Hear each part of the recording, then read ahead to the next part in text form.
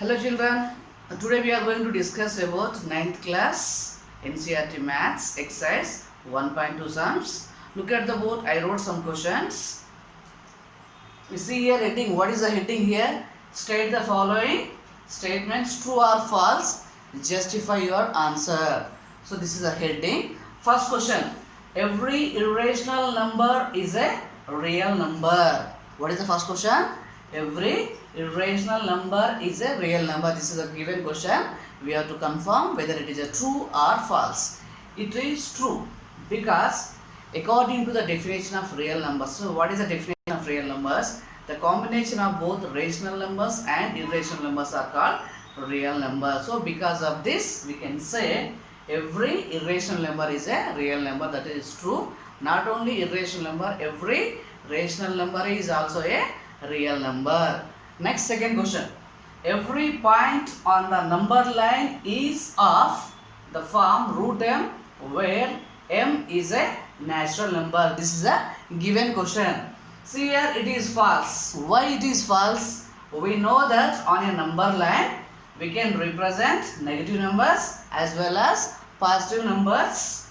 We know that we cannot get a negative number after taking square root of any number. So because of this we can say it is false. Why we are saying this false means we know that on a number line we can represent negative numbers as well as positive numbers.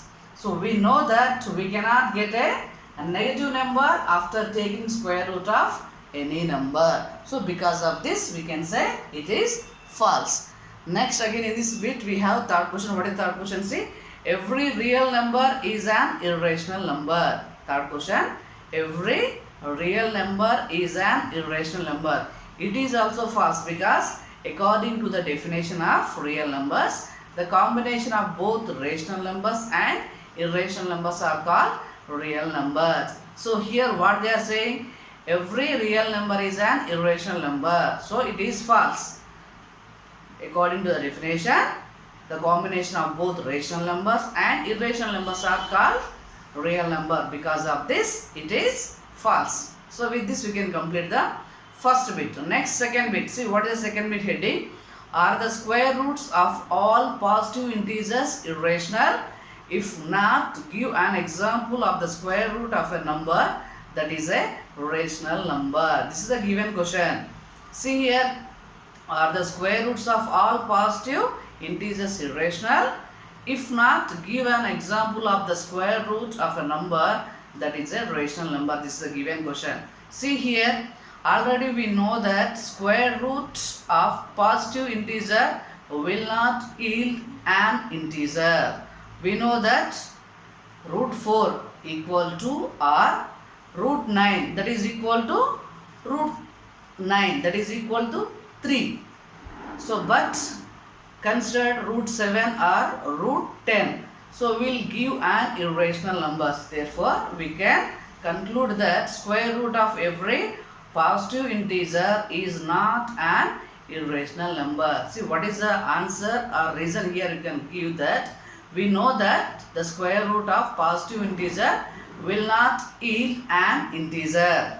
We know that root 4 equals 2 and root 9 equals 3, where 2, 3 are positive integers. But root 7 or root 10 will give an irrational number. Therefore, we can conclude that square root of every positive integer is not an irrational number. So this is the second question. Next, again third question. See, what is the third question? See, third question is given. Show that root 5 can be represented on the number line. We have to show how to represent root 5 on number line.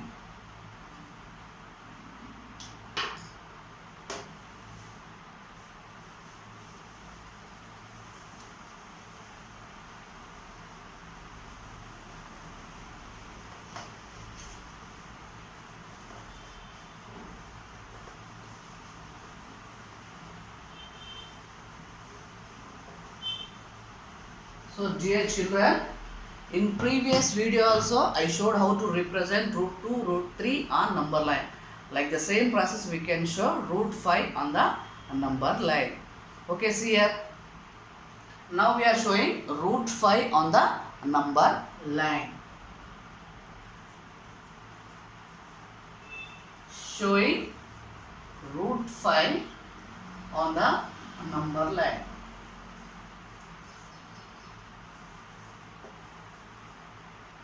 So solution. First what we will do here, by taking scale, draw a number line. So here mark 0. On right side we have positive numbers, on left side we have negative numbers, we know. So this 0, just mark it as a point O. Next from this point O, so by taking scale 1 unit, so mark a point A. So it means OA is a line segment, its measurement is 1 unit. So now OA is a line segment, its measurement is 1 unit. Now what you will do here, so take protractor, see this protractor, so keep the protractor at the point A, so draw one perpendicular line. By taking scale, join this perpendicular line. Now take compass.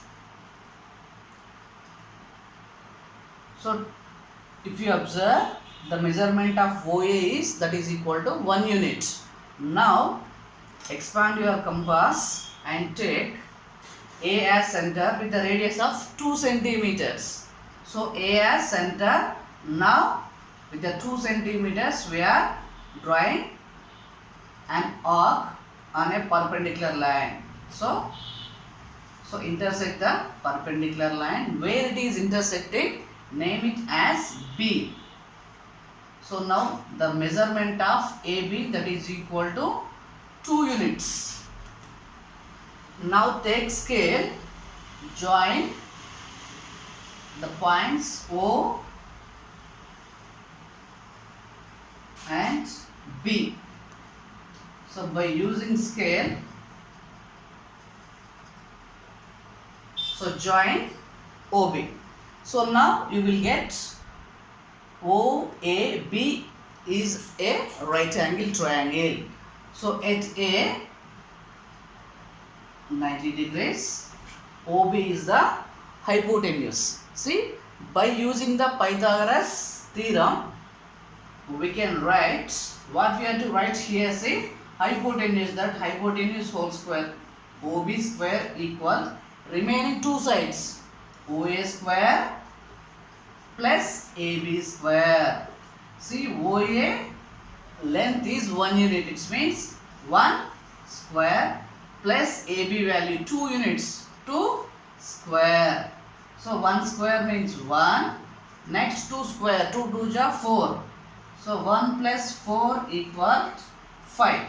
So what is here? OB square equals, we got 5. So take square root on both sides.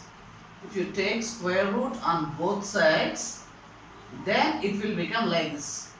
Cancel the root with the power like this. Therefore, we will get the value of OB equals root 5. It means the value of OB, the length of OB is root 5. Again, now what we will do here, how to draw this one now? Do one thing. So O as a center, the radius which is equal to OB. Next draw one line on the number line like this. So O as center, the radius which is equal to OB. Now we are drawing one line which is intersecting like this on the number line. So where it is intersecting, so name that point as C. It means this is the value of root 5 on the number line. So with this we can complete the exercise 1.2. Dear children, if you like the video, please like, share, subscribe.